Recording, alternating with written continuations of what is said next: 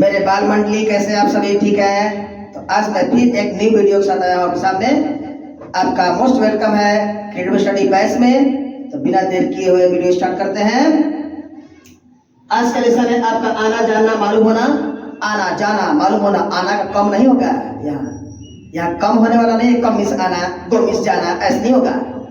यहाँ है कम आना, कम मिस आना नहीं।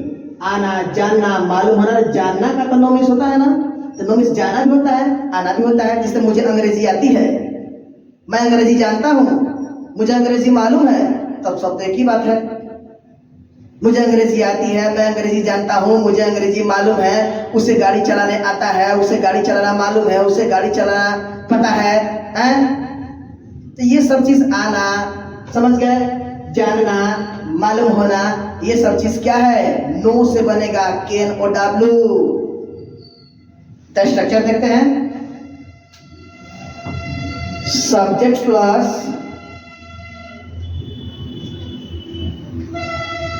No oblique knows plus to plus V1 plus other word. यहाँ 2 प्लस V1 को हम लिख सकते हैं, यहाँ इन्फिनिटिव लिखा हुआ है ना, इन्फिनिटिव। उसे अंग्रेजी बोलने आता है, मुझे गाड़ी चलाने आता है, उसे मोबाइल चलाने आता है, मुझे बच्चों को पढ़ाने आता है, मैं बच्चों को पढ़ाना जानता हूँ, मुझे पता है कि बच्चों को कैसे पढ़ाना है, उसे पता है कि गाड़ी कैसे चलाना है, हम लोगों को पता है कि वाइफ पत्नी को कैसे रखना है। समझ गए। इस तरह का सेंटेंस होंगे तो कैसे इंग्लिश बनाओगे। आज बनाओ, मेरे साथ बनाओ इंग्लिश। आज इंग्लिश सीख कर कराएंगे हम लोग। आज का लेसन क्या है, नो मिस जानना मालूम पड़ना पता होना, ये इंग्लिश है आज का। आप पेन कॉपी लेकर बैठ जाओ और लिखते जाओ। एग्जाम्पल, अब इसमें ध्यान देना है, नो और नोज। ही सीट को नेम रहेगा तो नोज और बाकी के साथ नो। और इसमें भी क्या करेंगे, हेल्पिंग वर्ब ग्रुप में डू या डज का ही यूज करेंगे। और डू डज का जब यूज होगा तो नोज में से यस हट जाएगा, क्योंकि यस से लाग है, क्योंकि डज में यस आया हुआ है। यस आया हुआ, यस आया है ना। तो चलिए, उसे अंग्रेजी बोलने आता है, आना आ गया।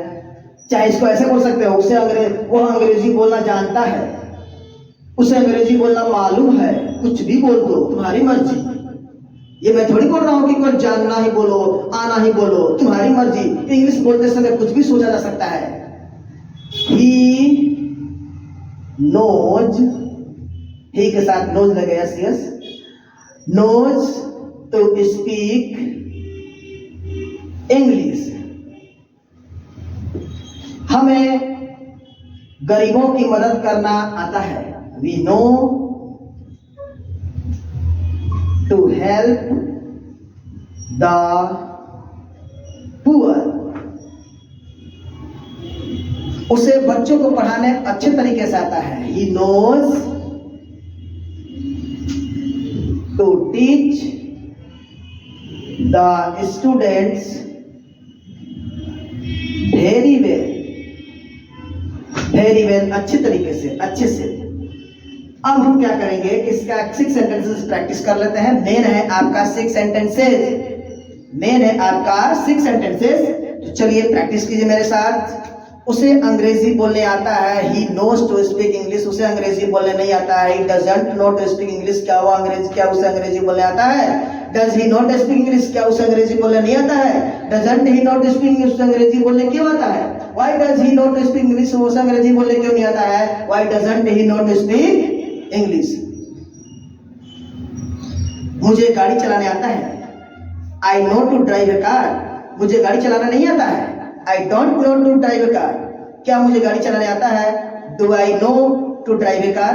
क्या मुझे गाड़ी चलाने नहीं आता है, don't I know to drive a car. मुझे गाड़ी चलाने कैसे आता है, how do I know to drive a car. मुझे गाड़ी चलाने कैसे नहीं आता है, how don't I know to drive a car.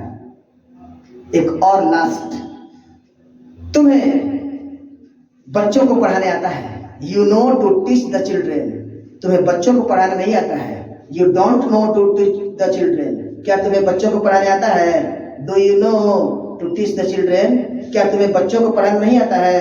Don't you know to teach the children, तुम्हें बच्चों को पढ़ाने कैसे नहीं आता है? कैसे आता है? How do you know to teach the children, तुम्हें बच्चों को पढ़ाने कैसे नहीं आता है? How don't you know to teach the children. तो इस तरह से आप घर बैठ करके प्रैक्टिस करते रहना, फिर हम देखते हैं क्या होता है। फिर मिलते हैं नेक्स्ट वीडियो में, तब तक के लिए गुड बाय।